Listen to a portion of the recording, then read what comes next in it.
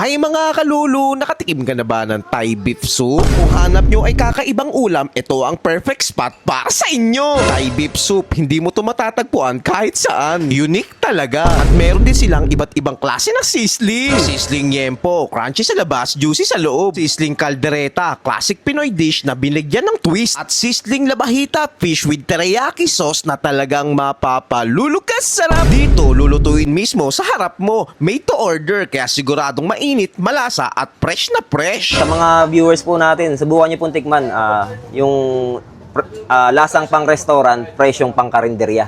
Dito lang yan sa Sizzling Boss, Evangelista Street Corner, Esperanza Street, Quiapo, Manila. Gusto mo ba ng mainit, fresh at lutong harap-harapan? Tara, puntahan na natin! Ayun mga kalulu, nandito tayo ngayon sa Evangelista Street, corner Esperanza Street, Quiapo, Manila. At nadaanan natin tong Sizzling Boss na nagsiserve ng iba't ibang klase ng sizzling. Sa halagang 130 pesos, meron ka ng Thai po.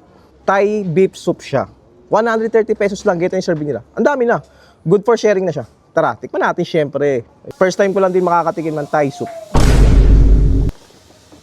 Yung lasa niya isa beef na broth, tapos may star anise. Ganun siya na combination niya. Pero kung matitikman mo, goods na goods. Panalo-panalo. Ganito pala lasa ng mga Thai foods na sabaw nila. Okay na okay.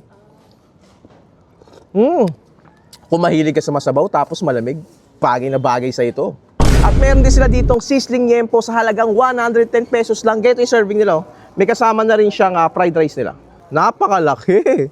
Kita mo naman yan, paro. Di mo mauubos yan. Tara, tikman natin syempre.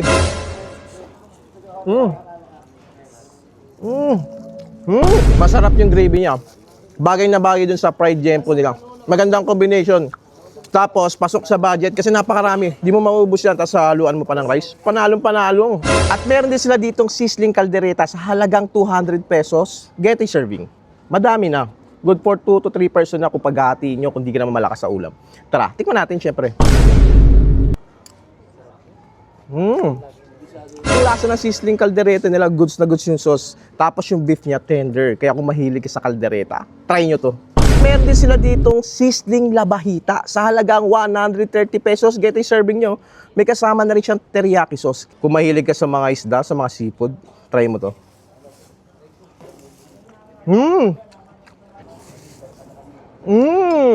Talagang mapapalulukas sarap. Goods na goods. Meron din tayong spare ribs, tapa, inasal, bangus, tsaka yung liempo natin na 110. Wow. Siyempre yung pinagmamalaki naming beef Thai soup. Beef po, yung bulalo ng Thailand. Ayan. Dito kami located sa Evangelista Corner Esperanza. Yung landmark natin dito sa QQ Mall, tsaka sa Raon. Bandang gitna lang kami, makikita mo naman, may mga tent kami rito sa labas, may ilaw. Na rin pumupunta magpapasalamat na lang ako lalo doon sa mga taga-onse natin, Mario, mga suki, yung mga kasamahan ko sa panggabi, halos gabi-gabi kumakain dito.